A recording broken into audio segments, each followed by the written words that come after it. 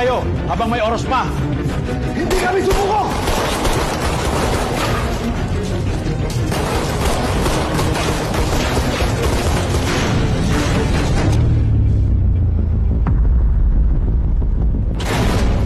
Paano na yan ngayon, Pedro? Wala na kayong takas. Bakit mo ako kilala?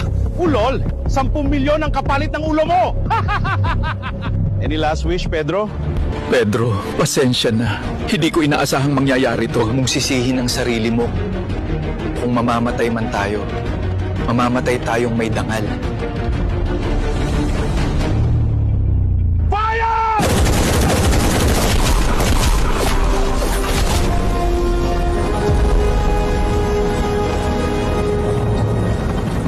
Matutoy? O sa mga bitin dyan, like and share kung gusto nyo ang next episode.